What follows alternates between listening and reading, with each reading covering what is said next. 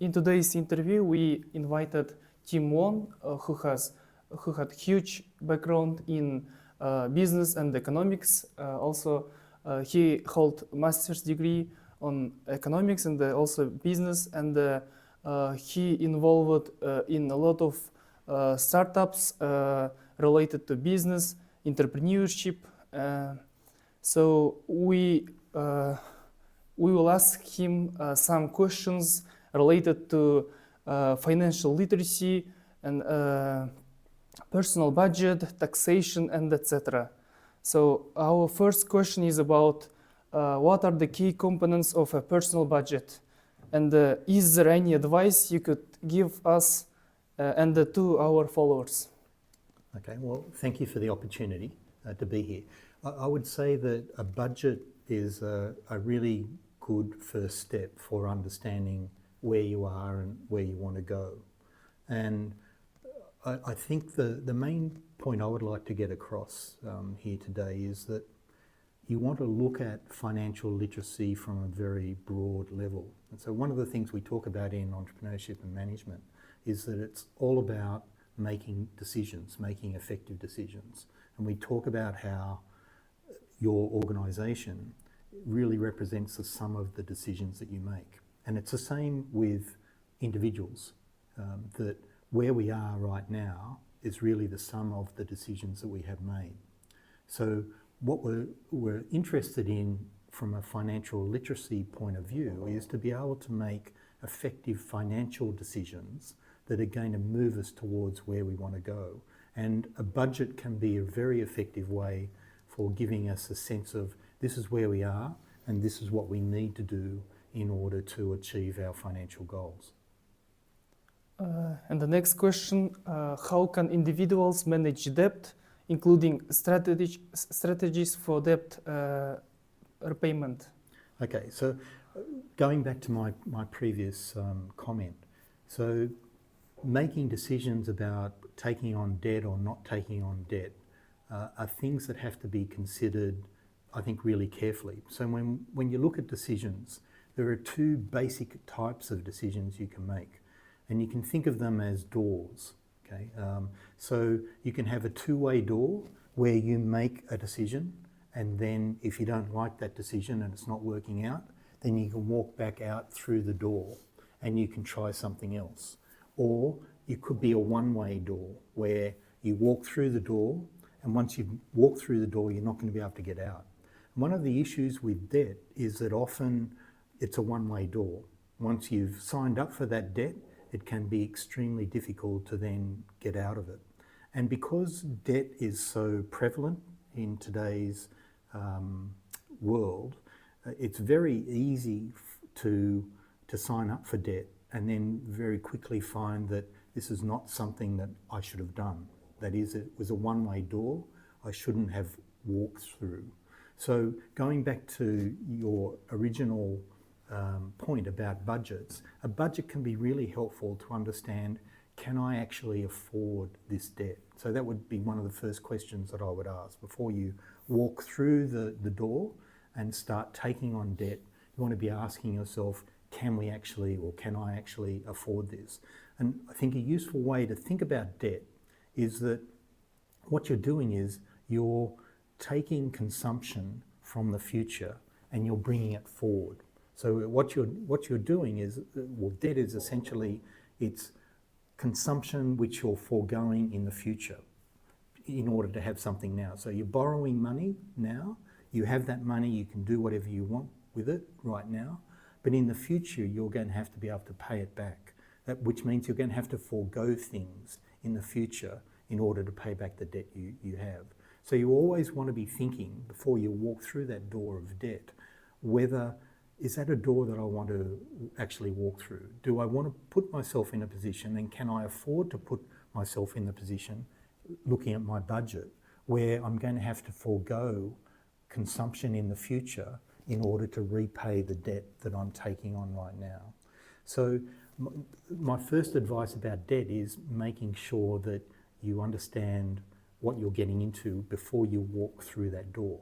And so there's different types of debt that maybe we should just quickly cover. So if it's debt for for consumption. So you want to go to on a holiday, you want to buy additional food or something like that, then that goes back to what I was just talking about. If you take that holiday now or you buy that food, then that's going to have to come out of your future cash flow. So you're going to have to forego something in the future. But it could also be debt where maybe you're investing in a business and you figure that if I invest this money now or I borrow this money now, then by expanding my business, I'm going to be able to get more money back. So in that case, maybe taking on debt makes sense because you're going to get more money from taking on the debt by growing your business than you would if you didn't do it. So debt can be strategic, but you also always have to be thinking before you walk through that door, can I actually afford this and how am I going to be able to repay it? Yes, okay. And our next question is about financial habit, namely, how can individuals develop financial habits and discipline? Mm-hmm. Yeah, that's a good question.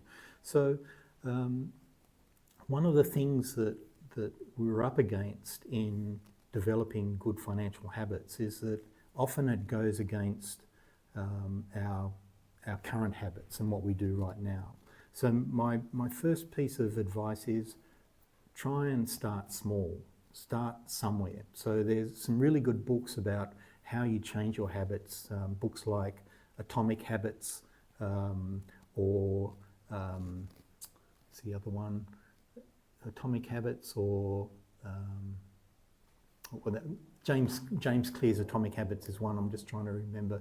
B.J. Fogg's from Stanford University has also got another really good book on habits. But basically, both of those, I think he calls it micro habits or something like that. But both of those approaches, not just talking about developing effective financial habits, but just generally developing new habits, what they recommend that you do is you don't try and just stop your existing habits. You replace them with new habits and you start really small. So rather than coming up with, I'm going to do everything that I possibly can to have real financial control and great financial literacy, you start very small. So maybe you say, I'm going to work for 15 minutes to start developing a budget. So you make it really easy for yourself rather than coming up against inertia and just your current habits pushing back against you.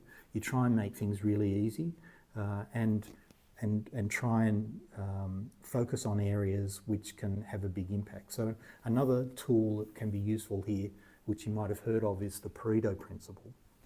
Okay, so the Pareto principle, sometimes called the 80-20 rule, is really saying that often 80% of the payoff is going to come from 20% of the inputs that you do. So in business, 80% of your revenue may come from 20% of your customers. And it can be the same thing with financial literacy.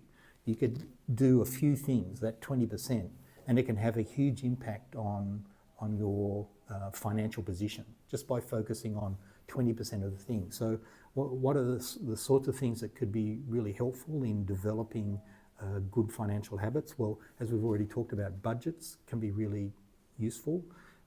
Developing some sort of savings plan. So once again, it doesn't have to be a lot, but even putting away 50 tenge or something like that, it can be really, really small. But starting a savings habit where you're committing to not spending everything, that can be very helpful. Once you've developed that a little bit more, then you could start an investing habit, okay? And look at, okay, well, I've been saving 50 tenge a week for the last 6 months. I've now got this amount. How could I invest this? So you could invest that in a bank account, maybe with interest rates, high interest rates, or maybe you want to buy some shares or whatever it is, but you could then start, once again, thinking small, but investing in things where you think you can get a bigger return.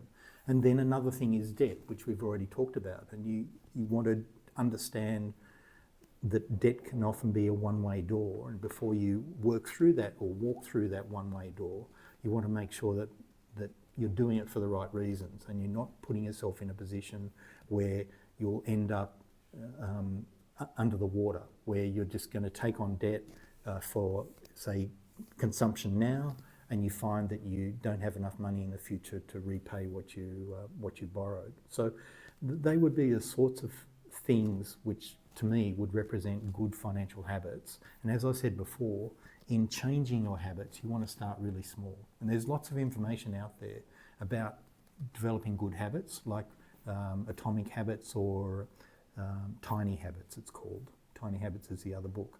They're both really, really good books that can help you to change your behavior in a positive way. And the next question will be about business.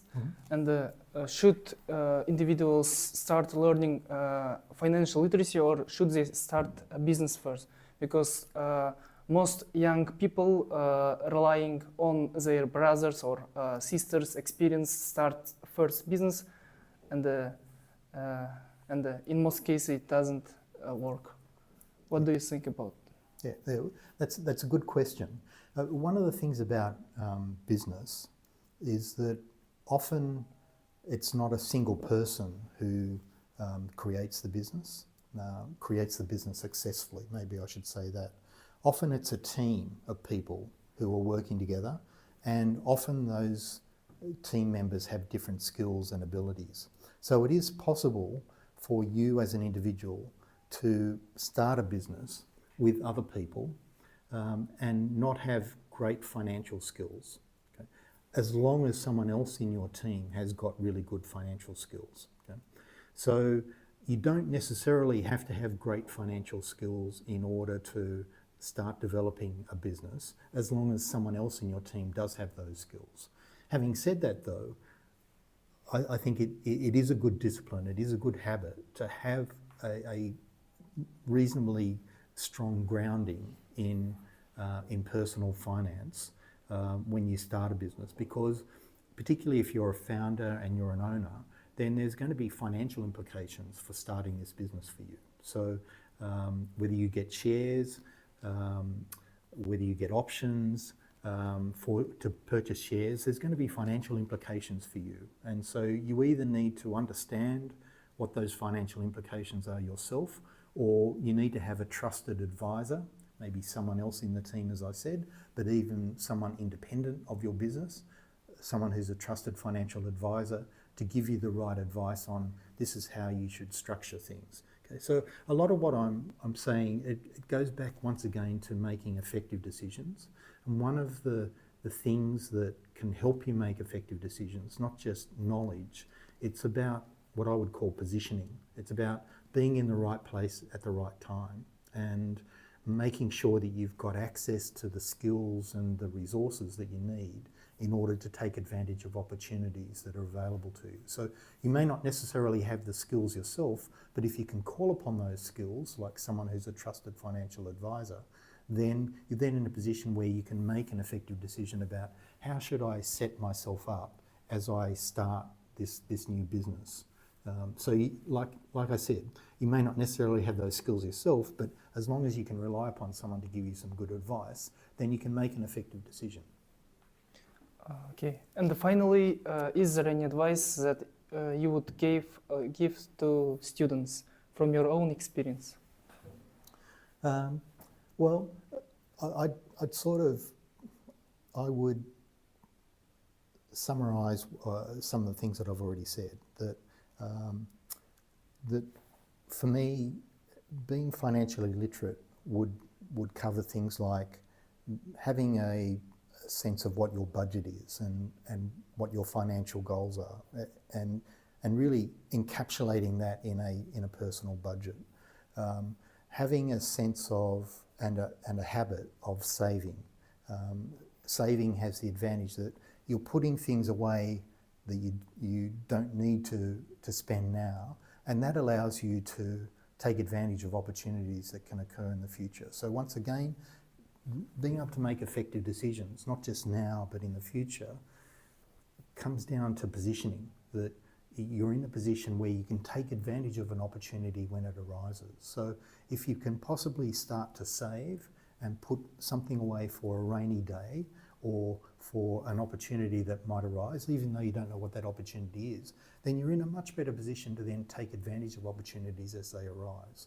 So savings, thinking about investments, so knowing that you can make your money work for you by taking advantage of opportunities, but at the same time being aware of the concept of risk-return trade-off. So typically when you invest in something, the higher the return, normally the higher the risk involved. That is, the risk that you won't get that return is higher than something where you're just getting it from the bank. So if you invested your money in the bank, you may get a certain interest rate, and you can be relatively confident that you're going to get that interest, and hopefully you're not going to lose your money.